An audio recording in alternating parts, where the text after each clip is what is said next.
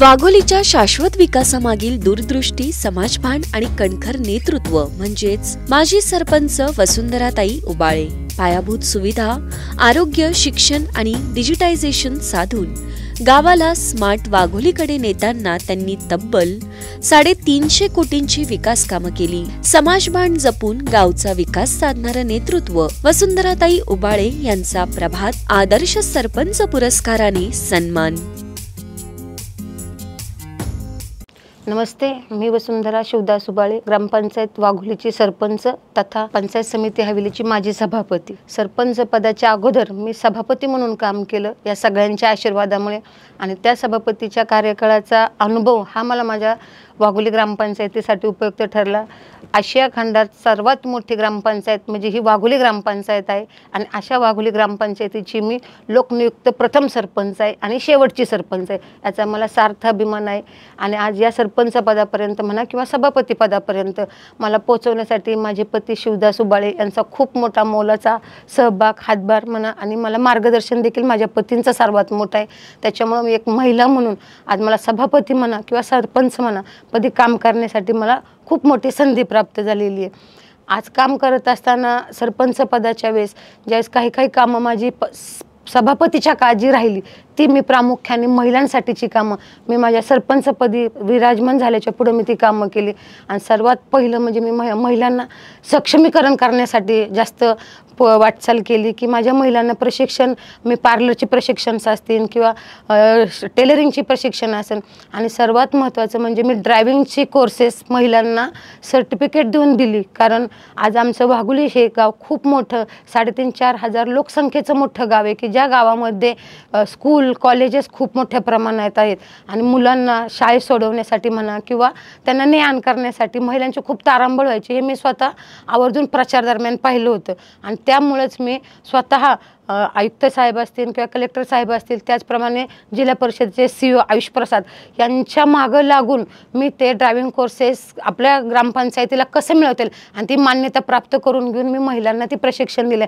त्यामुळे 4-4.5 हजार महिलांनी, मुलींनी त्या प्रशिक्षणाचा फायदा घेतला, आणि आज महिला स्वतः मुलांना शाळेत सोडायला जातात, तसंच त्याचा व्यवसाय सुद्धा करतात की छोट्या गाडीतून ती 4-8 मुलांना म्हणा त्या मुलांना ने-आण करतात आणि त्यांच्या घरातली उदरनिर्वाह चालतं। आज मी एक महिला आहे, त्याच्यामुळे मला असं वाटतं की माझी प्रत्येक महिला ही सक्षम झाली पाहिजे, पायावर उभी राहिली पाहिजे। आज कुठल्याही गावात गेलं तरी महिलेला प्राधान्य दिलं जातं। आज पंचायत राज समितीचं उद्दिष्टच स्थापन करण्यामागचं हे होतं की तळागाळातील शेतकरी कुटुंबातील प्रत्येक महिला ही सक्षम झाली पाहिजे आणि तिच्या ती पायावर उभी राहिली पाहिजे। हे महिला धोरण आखलं गेलं, हे पवार साहेबांनी आखलेलं महिला धोरण आहे की प्रत्येक महिला ही शिक्षका म्हणा, डॉक्टर म्हणा, वकील म्हणा, पायलट म्हणा, की जिने प्रत्येक गोष्टीत उंच भरारी घेतली गेली पाहिजे, हे आज ब्रीदवाक्य पवार साहेबांचं होतं।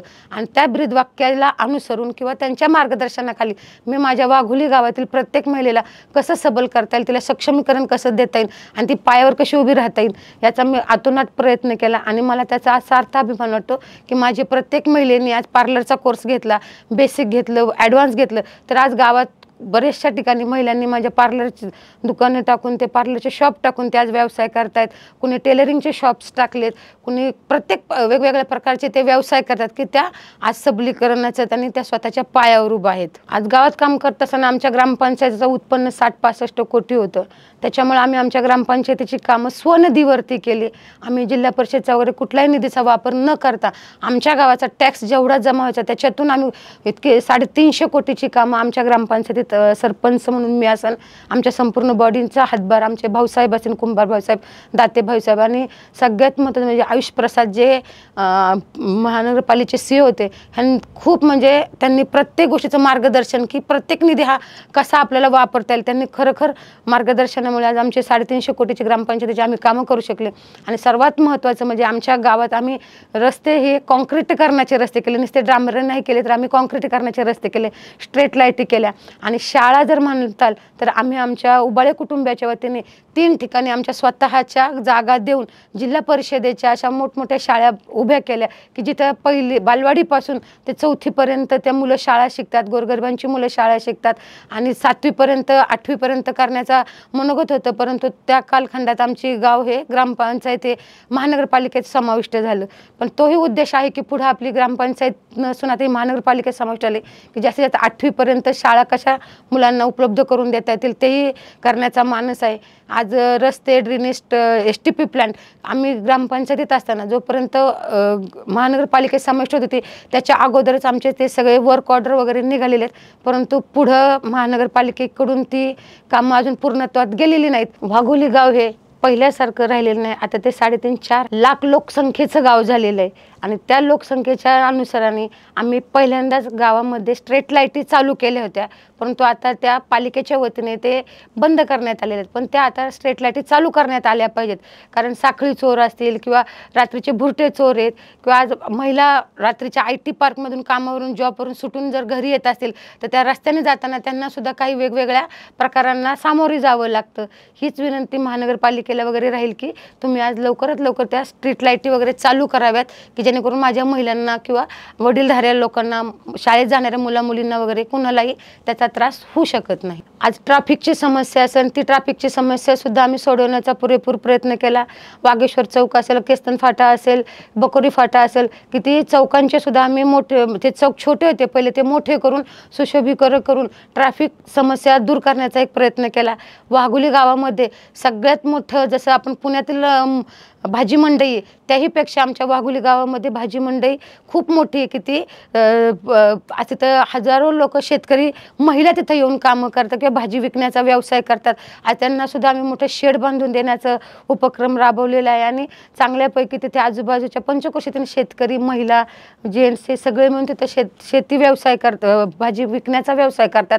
तिथं सुद्धा आम्हाला चांगल्या प्रकारे भाजी मंडई करण्याचा आमचा मानस आहे आणि यापुढं महानगरपालिकेत जाऊन त्यांना असं म्हणजे सांगावंसं वाटतं की यापुढे मला माझ्या या मायबाप जनतेची सेवा करण्याची संधी भगवंतांनी द्यावी आणि मायबाप जनतेनेही द्यावं. कारण मी जे आज आहे ती या माझ्या मायबाप जनतेच्या आशीर्वादामुळे आणि माझ्या सगळ्या कुटुंबाच्या, माझे सहकारी आहेत त्या सगळ्यांच्यामुळे आहे. या वाघोली गाव म्हणा, खराडी म्हणा, चंदननगर म्हणा किंवा आपण आता लोहगाव जोडलं जाते, या सगळ्यांच्यासाठी मला काम करण्याची संधी परत मिळावी आणि या प्रत्येकासाठी मला प्रत्येक गोष्ट म्हणजे प्रामुख्याने ड्रेनेजची समस्या असेल, पिण्याच्या पाण्याची समस्या आहे, वाहतुकीची समस्या आहे आणि महिला सबलीकरण करण्याची जी आहे या गोष्टी करण्याचा माझा मानस आहे आणि मी जास्तीत जास्त करण्याचा प्रयत्न करणार आहे. त्याचप्रमाणे उपमुख्यमंत्री अजितदादा पवार साहेब यांच्या मार्गदर्शनाखाली यांच्याकडे पाठपुरावा करून वाघोली गावासाठी 23 कोटींची पिण्याच्या पाण्याची लाईन मंजुरी करून भामा आस्केटचं पाणी ते आम्ही आमच्या वाघोलीला घेतलेले आहे आणि ते काम आता शेवटच्या टप्प्यात आहे की जेणेकरून सर्व वाघोली ग्रामस्थांना पिण्याच्या पाण्याची सोय होणार आहे. वाघोली गावामधील ट्रॅफिकची समस्या दूर व्हावी यासाठी माननीय उपमुख्यमंत्री अजितदादा पवार साहेब असतील, रेल्वे मंत्री वगैरे असतील यांच्याकडे सुद्धा आम्ही मेट्रो ही कोरेगावपर्यंत यावी हा सुद्धा प्रस्ताव सर्वप्रथम वाघोली ग्रामपंचायत सरपंच या नात्याने मी दिलेला आहे. आणि तसंच वाघोली गावातील ट्रॅफिक समस्या दूर होण्यासाठी जे बायपास म्हणा किंवा जे रिंग रोड आहेत ह्याचे सुद्धा प्रस्ताव वाघोली गावाच्या वतीने, ग्रामपंचायतीच्या वतीने शासना दरबारी दिलेले आहेत आणि त्याचा पाठपुरावा करून तेही कामं मार्गी लावण्याचा प्रयत्न चालू आहे. आणि त्याचबरोबर वाघोली गावामध्ये प्रशस्त असं वागेश्वर देवस्थान आहे आणि त्याला शेजारी वागेश्वर तळ आहे. त्याचप्रमाणे भैरवनाथ तळ आहे की ज्याची खोली रुंदी करून गाळ काढून त्याचं सुशोभीकरण केलं आणि ते आवाका वाढल्यामुळं पाण्याचा साठा भरपूर प्रमाणात होतो. त्यामुळे वाघोली गावातील शेतकऱ्यांनी विहिरींना पाणी म्हणा किंवा बोरवेलला पाणी म्हणा हे भरपूर प्रमाणात असल्यामुळे देखील उन्हाळ्यातसुद्धा वाघोलीकरांना तशी जास्त पाण्याची टंचाई भेडसावत नाही. ही कामं ग्रामपंचायतीच्या स्वनिधीतून करण्यात आलेली आहेत. त्याचप्रमाणे वाघोली ग्रामपंचायतीच्या मिळकतीच्या 5% वाघोली गावातील जे दिव्यांग आहेत त्यांना देण्यात येत होता.